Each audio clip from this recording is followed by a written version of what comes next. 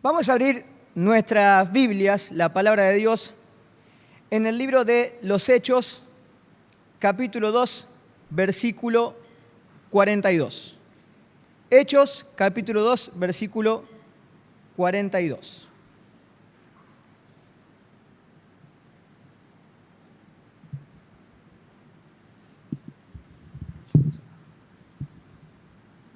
Bien. Saben que el tema que nos toca compartir en esta noche se llama Cultivando el sentido de la comunidad. ¿Sí? Cultivando el sentido de la comunidad.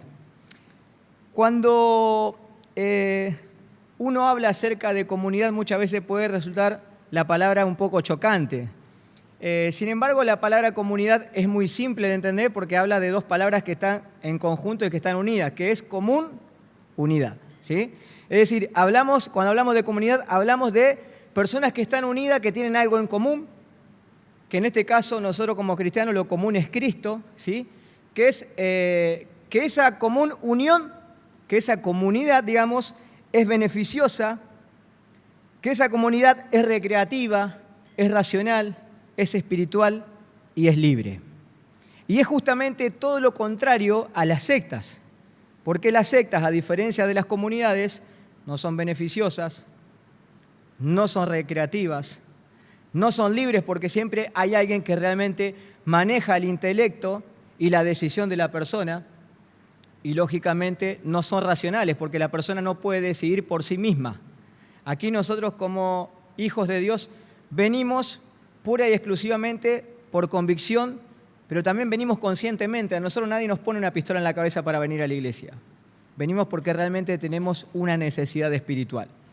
Pero por si hay alguna persona nueva, para que a lo mejor la palabra comunidad no llegue a generar algún tipo de choque ni nada, lo vamos a llamar y vamos a hablar acerca del sentido, cultivando el sentido de la comunión. ¿Sí? Le vamos a cambiar esa palabrita comunidad para que no llegue a sonar feo, lo vamos a trasladar cultivando el sentido de la comunión. Justamente hoy estaba hablando Dan, no sé a cuántos les gusta ir al cine, yo soy un apasionado por el cine, no estoy yendo muy seguido al cine porque está cada vez más costoso, más cuando tienes hijos y quieres ir al cine, te sale el costo de la película, más los pochoclos, más la gaseosa, más si vas a comer, si vas al shopping, pues justo tenemos un cine en el shopping, así que sale a comer, si tenés un hijo, llevarlo a los jueguitos, también tenés que pagarle los jueguitos, después un helado y la verdad que realmente se pone bastante costoso. Así que hace bastante que no estamos yendo al cine, ¿sí? O si vamos una vez cada 2 meses o cuando el Señor lo permite una vez al mes. Pero ¿saben qué? El cine y la ficción se ha evolucionado de tal manera en que hoy hay películas 3D. Hace varios años atrás tratar de ver una película 3D era casi imposible. ¿Cuál es la función de la película 3D? Es que cuando vos te pones esos anteojos, que muchas veces pareces un personaje que había antes que era Lambetain, ¿no? Porque los anteojos son gigantescos y a veces mirás a la persona que tenés al lado y te matás de risa, pero esos anteojos te hacen ver en 3D, que es una tercera dimensión, que te hace sentir de alguna manera como si vos tuvieras el personaje cerca. Y te hace sentir como si de alguna manera vos estuvieras realmente participando en la película. Vos no fueras un espectador, sino que seas realmente un espectador de lujo. Y yo me acuerdo que una de las últimas veces que fuimos al cine con mi esposa, había un personaje que se llamaba el Capitán América y que lanzaba su escudo, y el efecto hacía como que el escudo te venía a la cara. Y había 2 personas muy mayores adelante mío que tiraban el escudo del Capitán América y la esquivaban, ¿no? Parecía como si fuera la realidad. Y la esposa lo retaba. Así que veíamos la película medio incómoda porque veíamos cómo la señora lo retaba cada rato porque el hombre estaba meta al esquivar cosas que parecían que eran verdaderas pero que en realidad eran falsas, ¿no? ¿Saben qué? Satanás quiere que cuando hablemos acerca del sentido de la comunión, usted sea un espectador de lujo. Que usted siempre vea las cosas en una triple dimensión, en la mejor de las dimensiones. Que pareciera como si usted realmente está ahí, pero usted no es el personaje principal. ¿Saben qué? Velar por el sentido de la comunión es una responsabilidad de todos. A veces creemos que el velar por la comunión de la iglesia en general es solamente responsabilidad de aquellos que tienen grandes responsabilidades en la iglesia. De nuestros ancianos, de nuestros pastores. A veces creemos que velar por la comunión de todos es responsabilidad de los líderes de determinados grupos. A veces creemos que velar por la comunión es una simple regla que puede pasarse por alto. Pero lo cierto es que velar por la comunión es un mandato bíblico que nos compete a todos por igual. Es una responsabilidad que cada uno de nosotros tenemos que hacer. Tenemos que velar por la comunión de mi hermano, por la comunión mía, por la comunión de aquellos que están desanimados, por la comunión de aquellos que están frustrados, por la comunión de aquellos que todavía no han podido descubrir sus dones para poder servir al Señor, por la comunión de aquellos que tal vez están con heridas y que todavía eso está comenzando a cicatrizarse. Es responsabilidad de todos. Es responsabilidad mía por cada uno de los hermanos que no vienen a la iglesia y que hoy se encuentra una silla vacía. Es responsabilidad de todos, todos somos responsables. Cuando un hermano deja de venir a la iglesia, no puede pasar por alto. Todos somos responsables. Y tal vez lo más fácil sería caerle a las personas que tienen grandes responsabilidades, como si ellos no tuvieran un montón de responsabilidades. Pero todos somos responsables. Cuando la Biblia habla acerca de que tenemos que velar por la comunión, es una responsabilidad de todos. Miren, fíjense lo que decía Hechos capítulo 2, versículo 42. Dice, y perseveraban, hablando de los primeros cristianos, y perseveraban en la doctrina de los apóstoles, en la comunión unos con otros, en el partimiento del pan y en las oraciones. Versículo 43 dice, y sobrevino temor a toda persona, y muchas maravillas y señales eran hechas por los apóstoles. Y el versículo 47 dice, alabando a Dios y teniendo favor con todo el pueblo, y el Señor añadía cada día a la iglesia los que habían de ser salvos. Miren, ¿saben lo que estaba diciendo la palabra de Dios? Que ellos perseveraban en la enseñanza, que ellos perseveraban en las reuniones, que ellos perseveraban en las oraciones y que perseveraban ¿en qué? En la comunión. Miren, tener comunión con todos es muy difícil. Tener comunión con ciertos hermanos también es difícil. Es complicado, no es fácil mantener una comunión genuina, pero es responsabilidad de todos. Tenemos que hacerla. Y dice que perseveraban, es decir, lo que nos está dando a entender es que no es fácil tener comunión. No es fácil velar por la comunión. No es fácil participar de la comunión. Porque muchas veces uno interpreta que las personas difíciles normalmente son los demás, ¿no? Pero uno no piensa de que a veces uno también es difícil para otro. Bueno, dice que perseveraban en la comunión. Y dice que el resultado era que los apóstoles hacían grandes señales, hacían grandes milagros. Y el mérito no era de los apóstoles, sino que era de esa perseverancia que tenían en la comunión, que hacían de que los apóstoles pudieran tener la libertad en el Espíritu y que el Espíritu Santo actuara con total libertad y que las personas vinieran a la iglesia con un crecimiento sano que solamente permite Dios. Pero en este sentido de comunión, las personas experimentan un sentido de pertenencia. Cuando nosotros logramos tener una comunión genuina, cada uno de nosotros comenzamos a sentir un sentido de pertenencia. ¿Saben qué es el sentido de pertenencia? Es la forma en la que uno se identifica con ese grupo. Es la forma en la que uno se identifica con la iglesia. Es decir, cuando tú estás hablando con alguien y te pregunta, ¿eres cristiano? Sí, soy cristiano. ¿A qué iglesia vas? Ah, voy a la iglesia de Calle del Centro. Y te sientes contento, ¿no? Porque te identificas con esa iglesia. Peor sería que alguien te pregunte, che, no, voy a tal iglesia, ¿sí? Sí, a la iglesia del centro. Bueno, últimamente están pasando cosas, ¿no? Pero es un sentido de pertenencia. Es cuando tú totalmente dices, yo pertenezco a este lugar. Con defectos, con virtudes, porque las iglesias perfectas no existen, pero yo pertenezco a este lugar. Pero para lograr realmente un sentido de comunión, una comunión genuina, son necesarios algunos puntos. Miren, para lograr un sentido de comunión permanente y un sentido de comunión perfecto, lo primero que tenemos que entender es que es indispensable el requisito de la sinceridad. Estuve buscando en el diccionario qué es una persona sincera. Muchas veces he escuchado de que se habla que la persona sincera es una persona que no tiene cera porque en la antigüedad los griegos utilizaban cuando preparaban jarros y tenían imperfecciones, le ponían cera y entonces la persona que compraba ese jarrón, que tenía una imperfección del lado de adentro, lo compraba caro, pero en realidad estaba fallado, ¿no? Porque estaba tapado con cera. Pero traté de buscar lo que el verdadero significado etimológico de la palabra sincero, de la palabra sincera, y justamente dice que es una persona simple, es una persona sin doblez y es una persona pura. Cuando está hablando de que es una persona sin doblez, es una persona sin doble faz. Es una persona de simple faz. Pero cuando usted va a la fotocopiadora y lleva la hoja y dice doble faz, no, simple, ¿no? Porque del otro lado no hay nada importante o porque no hay nada que tenga necesidad de tener que mostrarse. Una persona sincera es una persona que su vida está escrita con una única letra. Vieron que cuando uno tiene que escribir un documento, muchas veces utiliza diferentes palabras. Voy a escribir en Arial, ¿no? O voy a escribir en... Bueno, una persona sincera es una persona cuya vida manifiesta una única letra. ¿Saben lo que dice la palabra de Dios? La palabra de Dios dice, ustedes son carta de Cristo, escritas no con tinta, no con lápiz, sino con el Espíritu Santo del Dios vivo, siendo manifiesto a todos que soy carta de Cristo. ¿Qué es lo que está diciendo? Mire, continuamente en nuestros trabajos, continuamente en nuestro ámbito social, continuamente en nuestro barrio, continuamente en nuestra escuela, continuamente en nuestros hogares, estamos siendo leídos. Y lo que las personas leen no es solamente el Evangelio de Cristo a través de la Biblia que leemos, sino a través de nuestra vida. No hay mejor evangelio, además de la palabra de Dios, que el que tú transmites con tu vida. La persona sincera es una persona que no tiene una doble vida. Es una persona cuyo comportamiento es el mismo en el hogar, es el mismo en su ámbito de trabajo, es el mismo en la iglesia. No tiene otro comportamiento. Lo que tú ves en esa persona es lo que realmente significa. No hay nada que tenga que esconder. No hay nada que tenga que llamar la atención. Es tal cual es. Es una persona transparente. Es una persona pura. Es una persona sencilla. Es una persona sin doblez.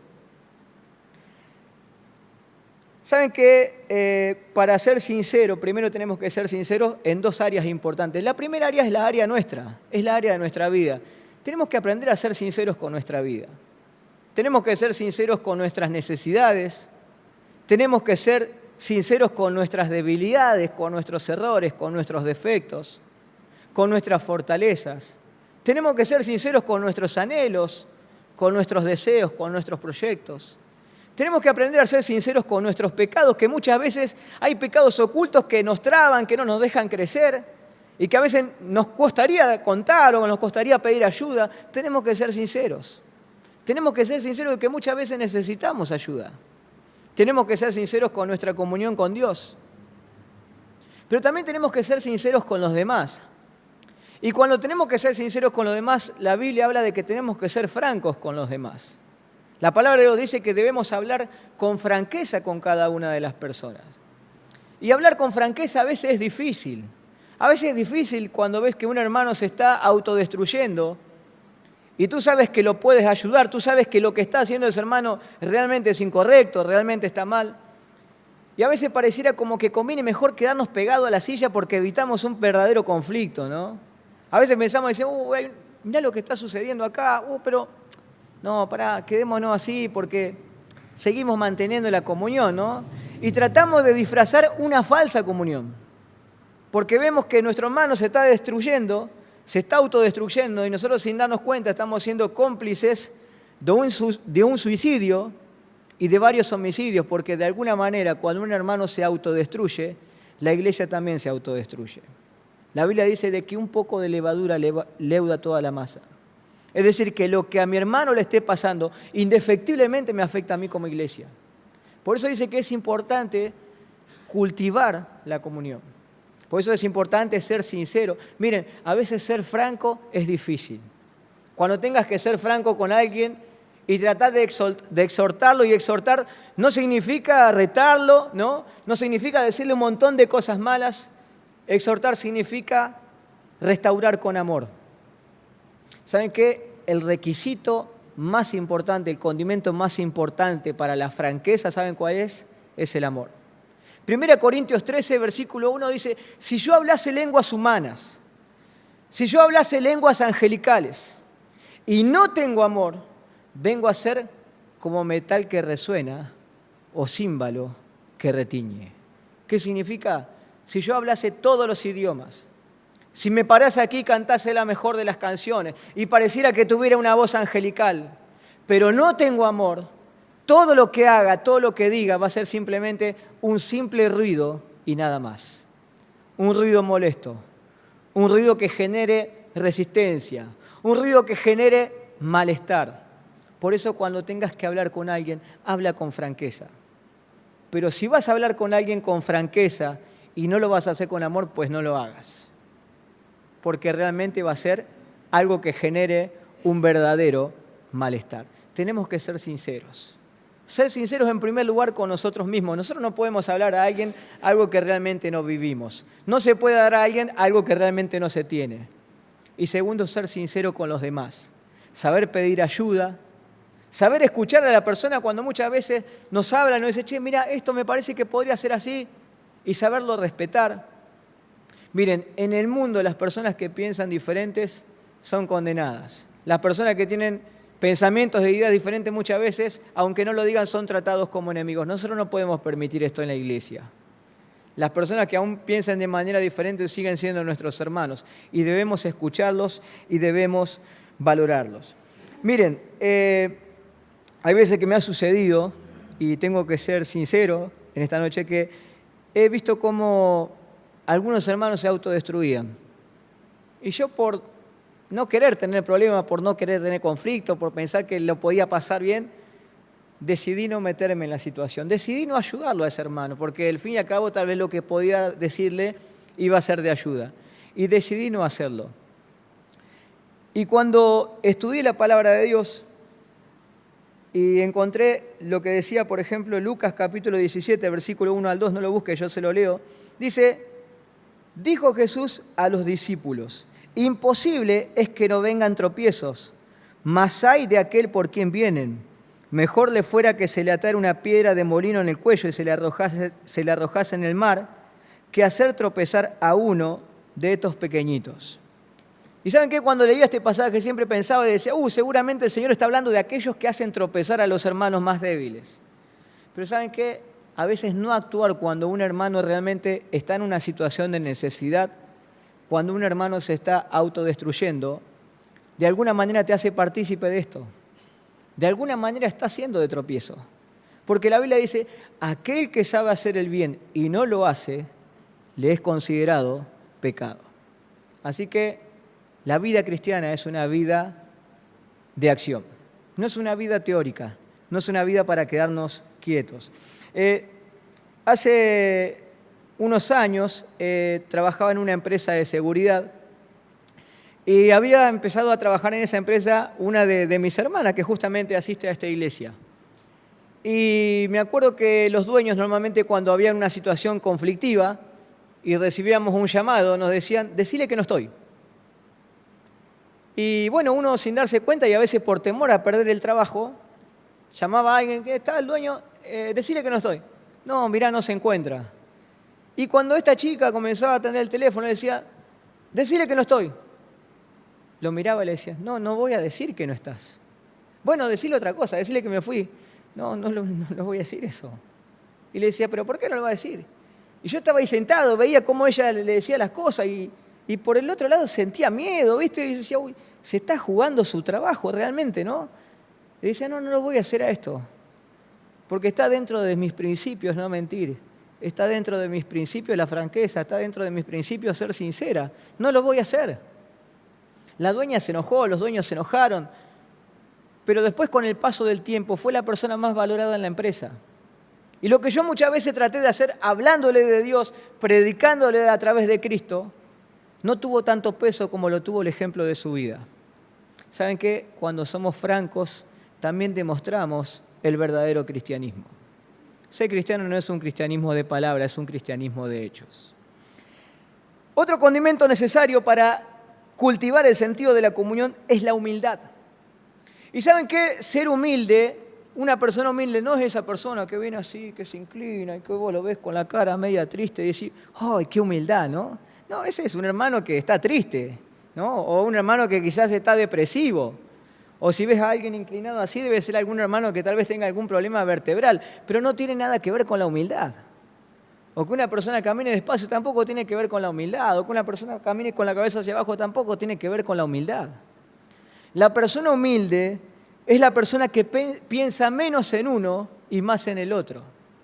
Y no estoy hablando de que acá usted deje de pensar en sí mismo, por favor, los hombres no dejen de pensar en sí mismos porque tal vez el predicador dijo que tengo que dejar de pensar en mí mismo, así que me voy a dejar la barba larga, ¿no? Se comienza a descuidar. No, no estamos hablando de que uno tenga que dejar de pensar en uno mismo, sino que lo que uno tiene que hacer es pensar con cordura, dice la palabra de Dios. Pensar en uno mismo con cordura, estimando a los demás como superiores a uno mismo. Teniendo el ejemplo de Cristo, dice, el cual siendo igual a Dios, siendo en forma de Dios, dice, no estimó ser igual a Dios como cosa que aferrarse. Entonces, tenemos que tomar el ejemplo de humildad de Cristo.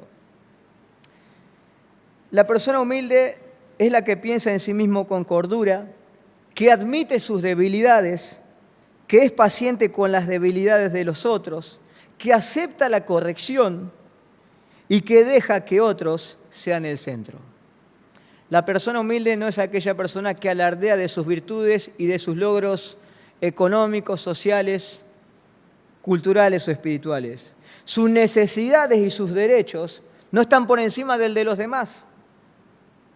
Por el contrario, sin embargo, el orgulloso solo piensa en sí mismo. Todo lo que hace, todo lo que piensa y todo lo que dice el orgulloso es fantástico.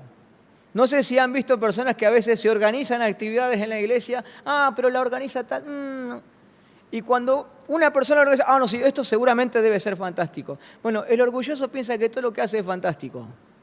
El orgulloso piensa que todo lo que hace es increíble, pero que todo lo que hacen los demás es común. El orgulloso es el que genera la religiosidad, es el que genera que las personas lo admiren. El orgulloso es la persona que canta, que dice que Dios es admirable, pero la verdad es que lo que más le interesa es que la persona lo admiren a él. El orgulloso genera religiosidad, pero el humilde genera cambios, genera unidad y genera transparencia. Saben que hace años que trato de hacer discipulados con los más chicos, con los jóvenes y adolescentes. Y en los últimos años he aprendido una gran lección. A veces me he preguntado por qué muchos chicos a los cuales uno los discipula o los sigue, a veces se apartan y se alejan del Señor. Y uno muchas veces lo primero que piensa y dice, realmente yo soy un desastre como maestro. Porque el maestro no es el que habla más lindo o el que dice las cosas más hermosas, sino que el maestro es aquel que logra que sus discípulos sean mejores que él. Entonces, cuando veo que algunas personas las que he discipulado de golpe ya no están más a la iglesia, comienzo a preguntarme, ¿en qué he fallado? ¿Qué fue lo que ha sucedido? ¿Lo he dejado de seguir? ¿He dejado de mandarle un mensaje? ¿Dónde estuvo mi error? Y con el paso de los tiempos uno ha aprendido ciertas cosas. Miren, los mejores discipulados que he hecho en mi vida no han sido los que más he tratado de transmitir conocimiento bíblico, sino que han sido los que muchas veces le he demostrado a la persona que está aprendiendo que yo soy igual que él. Que soy una persona con errores, que soy una persona que en cualquier momento puede llegar a caer, que soy una persona que tiene las mismas necesidades, que soy una persona a la que le corre la misma sangre, que no hay superhéroes, que el único superhéroe es Cristo, que la iglesia no está formada por superhéroes ni por personas fantásticas, que la iglesia es un lugar en el que hay montañas y montañas de multitud de errores y multitud de pecados perdonados, de que en la iglesia hay montañas y montañas de cicatrices. Si todos estuviéramos en un barco pirata, seguramente seríamos lo más horrible, porque estamos llenos de cicatrices en nuestras vidas, de heridas que están cerrando, de heridas que tienen por cerrar, de pecados que han sido perdonados, que nos angustiaríamos si alguno se llegase a enterar. Y cuando comenzaba a hablar con estos chicos, les comenzaba a decir de que yo era igual que ellos, que tenía la misma necesidad que ellos, o que quizás mi vida podría llegar a ser peor, es cuando ellos comenzaron a abrirse. Y cuando uno comienza a trabajar y tenés la posibilidad de tener el bisturí, poder operar en su corazón y ver en qué lo podés ayudar. Miren, los fariseos hacían lo contrario. Los fariseos se paraban en las esquinas de las calles, hacían sonar una campana y se paraban a orar para que todo el mundo vieran lo que ellos hacían, para dar alarde de su prestigio, para dar alarde de su conocimiento. ¿Y saben qué fue lo que le dijo Cristo? Le dijo, ustedes son sepulcros blanqueados, porque por fuera muestran algo bello, algo atractivo, pero por dentro están llenos de corrupción. Y después dice Jesús, este pueblo de labios me honra, pero su corazón está lejos de mí. Por eso cuando hablamos de humildad, hablamos justamente de eso. Hablamos de una persona que piensa de sí con cordura, que sabe en el lugar en el que está parado, que sabe que es un pecador que ha sido perdonado, que sabe que es una persona que tiene necesidad, que sabe que es una persona que en cualquier momento puede llegar a caer si se aleja de las manos de Dios. Otro condimento fundamental es la cortesía. ¿Saben lo que dice en uno de los proverbios? Se lo leo, no los busquen, así no perdemos tiempo. Dice uno de los proverbios, Proverbio 16:28, el hombre perverso levanta contienda, dice, y el chismoso aparta los mejores amigos. Miren, la cortesía no tiene nada que ver justamente con el chisme, no tiene nada que ver con lo que usted transmite. La cortesía es respetar nuestras diferencias, es ser considerado con los sentimientos de otros y ser paciente con las personas que nos irritan. ¿Se acuerdan que hablamos de que hay personas que muchas veces nos irritan? Las personas irritantes estuvieron en todas las iglesias, están en todas las iglesias, están en todas las sociedades y están en todas las culturas. Pero uno siempre piensa en el otro, ¿no? A lo mejor tal vez te trae a la mente y decir, ay, esta persona, qué irritante que es. Pero no piensa de que uno muchas veces se transforma en una persona irritante.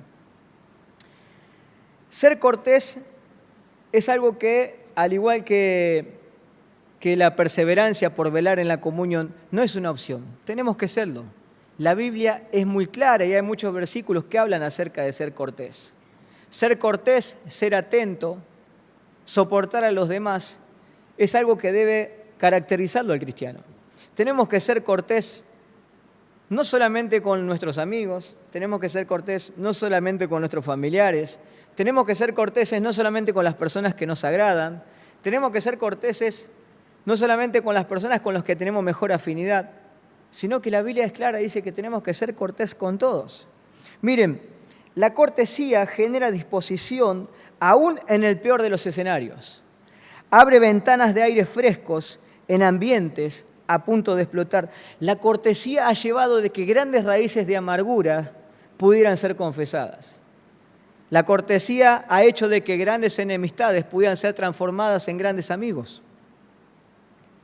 La cortesía ha hecho de que muchas veces la santidad pudiera ser restaurada. Hace varios años con mi esposa habíamos decidido tomar el compromiso de ir a trabajar a una pequeña iglesia. Esa iglesia solamente, increíblemente, tenía 6 miembros. Y cuando estaba la lista de predicadores y había un domingo que ir a esa iglesia, normalmente la mayoría no quería ir porque eran poquitos y era un viaje medio largo. Y a veces a lo mejor iba y de los 6 solamente había 2 o había 3 y entonces, viste, era todo un bajón a veces querer ir a hablar para 3. Pero nosotros con mi esposa íbamos siempre. Y cuando decidimos ir a colaborar a esa iglesia, decidimos tratar de ver cuál era realmente el problema de fondo. Y el problema no era que se enseñaba mal. El problema no era que la iglesia no tenía todas las comodidades. El problema era que eran 6 y entre esos 6 no se podían soportar.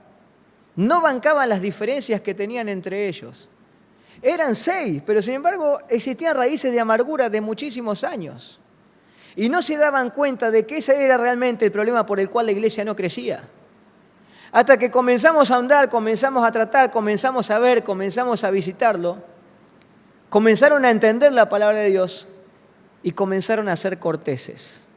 Comenzaron a ser atentos el uno con el otro. Comenzaron a limar asperezas. Comenzaron a confesar sus raíces de amarguras. Comenzaron a pedirse perdón. Y desde ese momento, ¡pum!, la iglesia comenzó a crecer. Y no había que hacer nada porque todo lo espectacular lo hacía Dios. Predicabas en cualquier lugar y las personas se convertían. Traías un niño, le hablabas a ese niño se convertía y te traía 3 personas. Y la iglesia comenzaba a crecer.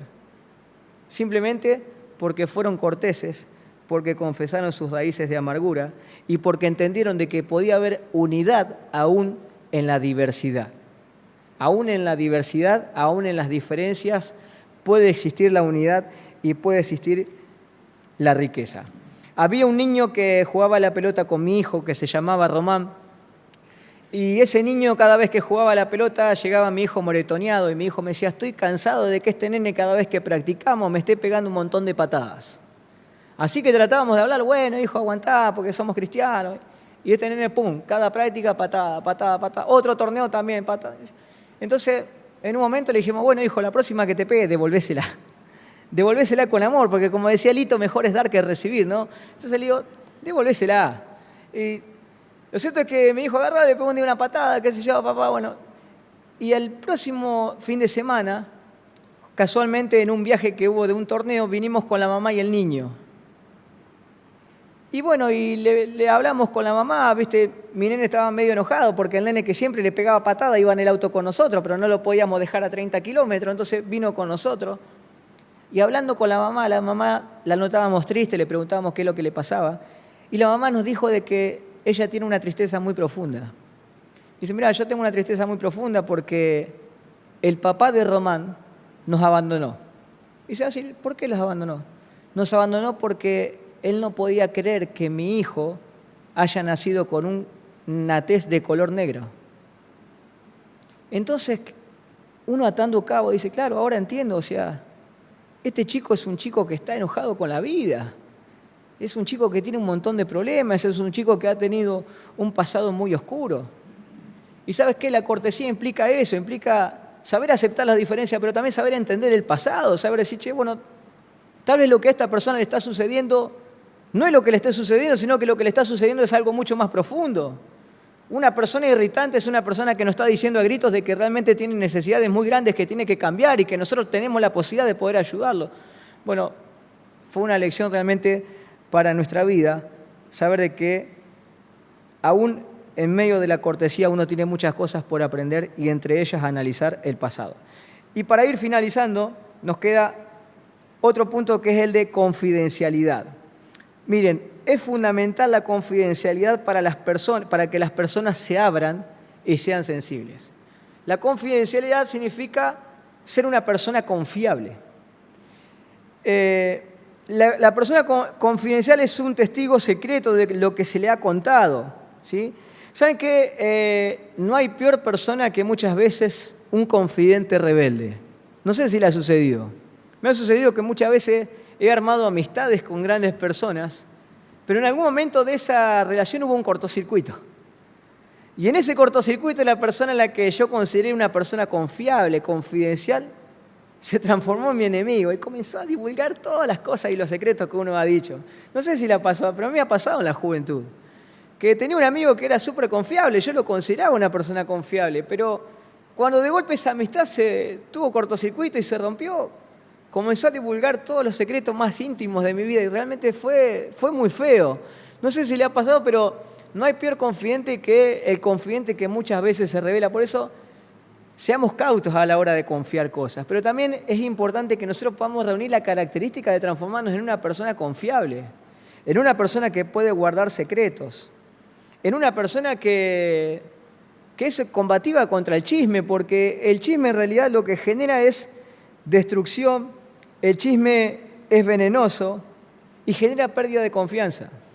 El chisme genera pérdida de confianza no solamente para el que lo transmite, sino también para el que lo escucha, porque el que viene y le lleva un chisme al otro, dice, uy, cuando yo tenga que contarle algo serio, algo importante, ¿cómo se lo voy a contar a este? Dice a este, mirá cómo le gusta el chisme. Y el que recibe el chisme dice, uy, ¿cómo le voy a contar yo a este algo? Mirá cómo lo está contando por todos lados. Entonces, genera una pérdida de confianza. Y nosotros como cristianos tenemos que ser personas confiables. Tenemos que ser personas en las que el mundo puede decir, no, yo en esta persona puedo confiar. Es una persona confidencial. En el grupo de jóvenes el año pasado hicimos el Día del Amigo. Y cada uno tenía que traer chocolates, caramelos. Y comenzábamos a sortear. Y cada uno sacaba un chocolate y uno tenía que decir una virtud del otro. Y había chicos que se llevaban unos chocolates realmente gigantescos. A otros les tocaba un pequeño bonobón. Y todos pensamos que era una persona a la que se había llevado el mejor premio, que era un chocolate re grande. Pero lo cierto es que la persona que se llevó el mejor premio no fue esa. Fue la persona que se llevó un chocolate chiquitito. ¿Saben por qué? Porque a la hora de decir una virtud, una de las chicas dijo, yo considero a esta persona como una persona confidente, como una persona confiable. Como una persona que me gustaría que pueda ser el día de mañana la persona a la que yo le pueda contar mis mejores secretos. ¿Saben qué? Yo como líder me sentí devastado, ¿no? Porque no eligió a un líder, eligió a una persona que consideraba confiable, una persona que consideraba confidencial. Y creo que esa persona fue la que se llevó el mejor premio del Día del Amigo en esa noche. Y para terminar, también es indispensable el condimento de la frecuencia. La palabra de Dios dice, no dejemos de congregarnos como algunos tienen por costumbre. Congregarse no es una regla para pasar por alto. Congregarse es un mandato bíblico. El hecho de poder congregarnos asiduamente hace de que nosotros podamos manifestar nuestras necesidades al hermano y que el hermano también pueda enterarse de las necesidades que yo tengo. Cuando tú te quedas en tu casa y no te congregas, estás escondiendo las necesidades. Te estás haciendo un mal a ti, le estás haciendo un mal a tu hermano porque tu hermano tiene un montón de cosas por las cuales orar y tú no lo haces. La única persona afectada que recibe realmente la afectación y el dolor es la persona que se queda. Por eso dice, no dejemos de congregarnos. En la iglesia tenemos reunión de oración, en la iglesia tenemos las reuniones de los domingos, tenemos reuniones de diferentes grupos, aprovechala. Estamos en un país libre donde nadie te persigue. Estamos en un lugar donde la palabra puede ser predicada a las 24 horas sin ningún tipo de impedimento. Por eso es importante la frecuencia, es importante desarrollar el hábito de reunirnos. Reunirnos implica un esfuerzo y una separación de tiempo para Dios y para mis hermanos. La frecuencia genera sentido de pertenencia. La frecuencia manifiesta las necesidades y la frecuencia genera el descubrimiento de dones. Miren, ¿cómo vas a descubrir el don que tienes que Dios te ha dado a través del Espíritu Santo si no te congregas? ¿Cómo vas a descubrir el don que tienes si no vienes a la iglesia para poder ejercitarlo? El don que Dios te ha dado o los dones que Dios te ha dado y los talentos que Dios te ha dado han sido pura y exclusivamente para la edificación de la iglesia. Han sido para que nosotros podamos ser fortalecidos, para que nosotros podamos ser edificados. Pero si tú los tienes y tú no los pones en práctica, ¿de qué sirve? Hay personas que a veces han utilizado dones que han sido dados por el Espíritu Santo para beneficios personales en áreas seculares, pero no lo aplican en la iglesia. Si no vienes a la iglesia, ¿cómo vas a descubrir tus dones? Si no asistes a la iglesia, ¿cómo vas a ejercitarlo? ¿En qué lugar lo vas a poner en práctica? Para terminar, hace unos 2 o 3 meses más o menos, había salido de jugar a la pelota con mis compañeros de trabajo, que normalmente a veces tenemos un partidito de fútbol 5 los miércoles. Y cuando salimos de jugar, nos acercamos a un lugar, a un pequeño kiosco, y al lado de ese kiosco había una iglesia. Y en esa iglesia, que era una iglesia humilde, había un portón oscuro y se sentía que cantaban canciones. Se sentía un murmullo, como que estuvieran orando también. Y cuando se abrió ese portón comenzaban a salir bicicletas, y personas en bicicletas, y personas en bicicletas. Y todas personas sencillas, de clase media como nosotros, ¿no? Algunos tal vez sin zapatillas, tal vez con ojotas, en medio del frío con ojotas. Otros en moto, ¿no? Creo que habré visto 2 o 3 personas nomás que se manejaban en un auto. Pero salía gente y salía y salía y salía. Y ese portón estaba abierto y salía y vos veías que todos salían sonrientes y que los ojos le brillaban. Y yo decía, wow, ¿qué es lo que está sucediendo, no? Así que me paré a ver y esperaba que saliera alguien para poder preguntarle qué era lo que estaba sucediendo, porque si había algo grande, yo no me lo quería perder tampoco. Yo creo que nadie se quiere perder algo grande de Dios. Y esperaba y veía que las personas salían y de golpe me encuentro con un hermano que antes venía con nosotros y que venía al grupo de jóvenes que se llamaba Ariel Rodas. Y me lo encuentro a Ariel y le digo, Arielito, es fantástico lo que está sucediendo. Yo no sé qué es lo que están haciendo, pero vi que no paró de salir gente. Y todos contentos y todos humildes. Y estoy sorprendido. Y era un día de semana. Y él me dice, mira Richie, te tengo que decir algo. Hay algo que nosotros hemos entendido. Nosotros hemos entendido de que una de las reuniones más importantes de la iglesia es esta. Es la reunión en la que venimos no solamente a adorar, sino en la que venimos a manifestar nuestras necesidades. Es la reunión en la que sentimos que nos valoramos con el otro, porque el otro viene a orar por mí y yo vengo a orar por el otro y sentimos que estamos del mismo lado. Es el lugar en el que los escudos se bajan. Y vos decís, bajo mi escudo para que el otro me vea tal cual soy, para que vea que no soy su combatiente, para que vea que no soy su enemigo, sino que soy la persona que está peleando al lado. Soy la persona que tiene necesidades. Soy la persona que está siendo golpeada. Soy la persona que se le está cerrando la última puerta y que pareciera que no tiene esperanza.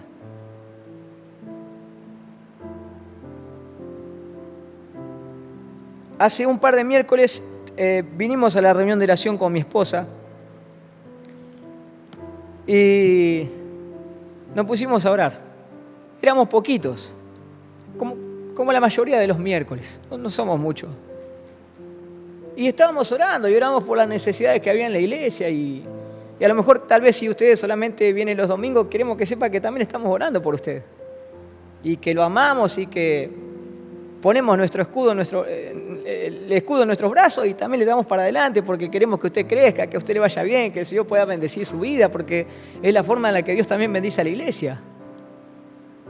Y cuando estábamos orando ahí fervientemente y abrimos nuestros ojos, nos encontramos con una imagen. Nos encontramos con Sofía, nos encontramos con Raiza y nos encontramos con mi hijo, que estaban sentaditos, casi de rodillas, abrazados, tomados de la mano, orando. Y uno dice, wow, si los niños lo pueden hacer, ¿por qué no lo podemos hacer nosotros? ¿Cuál es el ejemplo que transmitimos en nuestros hogares, no? Entonces digo, eso es el resultado de la frecuencia, ese es el resultado de la comunión, de que los que vienen detrás de nosotros tienen algo por qué seguir, tienen algo por qué batallar. Dicen, bueno, esto realmente vale la pena, esto es lo que realmente es necesario. Dice la palabra de Dios, de la boca de los niños y de los que maman, fundaste la fortaleza. Por eso, hermano, hay miles de motivos para cuidar la comunión. Valora a tu hermano, valórate a ti mismo, ponete bien con Dios. Si tenés una necesidad, no dudes en callarla, manifestársela a alguien que pueda ser confidencial, alguien que te pueda ayudar. No mueras en el silencio, no forma parte del propósito de Dios.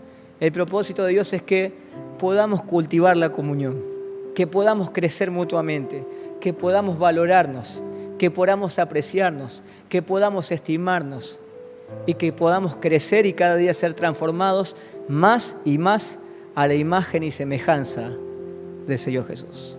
¿Oramos? Señor, estamos agradecidos en esta noche por tu inmenso amor, por tu inmensa bondad.